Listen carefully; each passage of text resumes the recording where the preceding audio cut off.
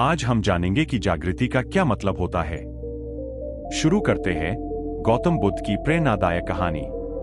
आपको क्या लगता है कि आप अपने हर काम होश में करते हैं? जाहिर है सभी का यही जवाब होगा कि हाँ, हम अपने हर काम होश में करते हैं। लेकिन होश में आना या जागना बहुत बड़ी घटना होती है। आज हम जानेंगे कि जागृति का क्या मतलब होता है। शुरू करते हैं गौतम बुद्ध की प्रेरणादायक कहानी कि क्या आप भी सोए हुए हैं।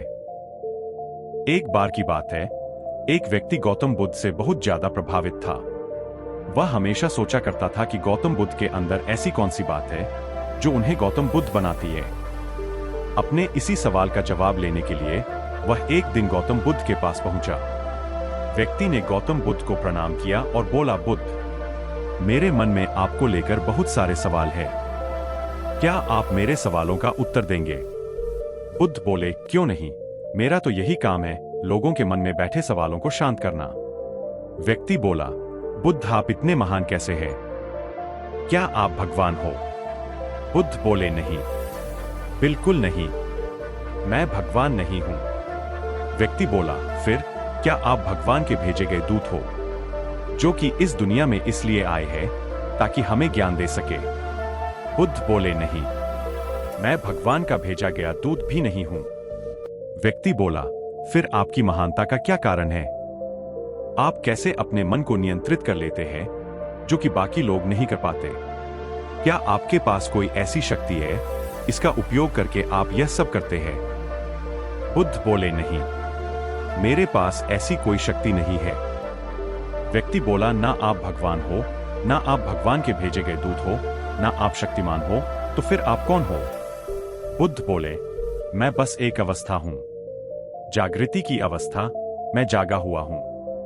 व्यक्ति बोला, बुद्ध, जगे हुए तो सभी मनुष्य हैं, मैं भी जगा हुआ हूं, इसलिए आपसे सवाल कर पा रहा हूं। बुद्ध बोले, जागृति बहुत बड़ी घटना होती है। तुम जगे हुए नहीं हो, तुम सोए हुए हो। तुम्हारे प्रश्न पूछने के पीछे यह कारण है कि मैं तुम्हें कुछ रहस्य बता दूं, लेकिन यहां कोई रहस्य नहीं है। मैं एक अवस्था हूं जिसे बुद्धत्व की अवस्था कहते हैं, और जो इस अवस्था में रहता है वही जागा हुआ होता है। जो वर्तमान समय में जीता है, जो ठीक इसी क्षण में जीता है, जिसे कल से कोई सरोकार नहीं है, जिसे बीते हुए कल से भी कोई सरोकार नहीं है, जो शून्य है, मौन है, असल में वही भीतर से जाग सकता है। बुद्ध की बातें सुनकर वह व्यक्ति बहुत ज्यादा प्रभावित हुआ। वह बोला, पर बुद्ध, हमें तो कभी एहसास ही नहीं होता कि हम सोए हुए हैं। हमें लगता है हम दुनिया देख रहे हैं, अपना सारा काम कर रहे हैं, तो फिर हम सोए हुए कैसे हो सकते हैं? बुद्ध बोले, यही तो व्यक्ति का भ्रम है कि उसे एक क्षण के लिए भी नहीं लगता कि वह सोया हुआ है। वह कभी यह नहीं देखता कि उसके सारे काम एक व्यवस्था के अनुसार हो रहे हैं, उस व्यवस्था के बाहर उसका कोई भी अस्तित्व नहीं है। व्यक्ति बोला, धन्यवाद बुद्ध, आपने मुझे सत्य के दर्शन करा दिए, वरना मैं हमेशा यही सोचता रहता कि आप एक चमत्कार हो। लेकिन मैं जान चुका हूं कि आप जागे हुए हो, और लोग आपके पास इसलिए आते हैं क्योंकि कहीं ना कहीं उन्हें भी जागृति की आस होती है।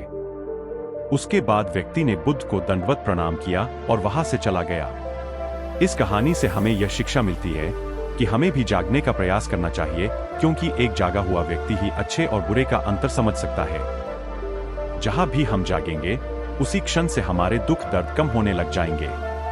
इसलिए हमें हमेशा जागृति के लिए प्रयास करना चाहिए।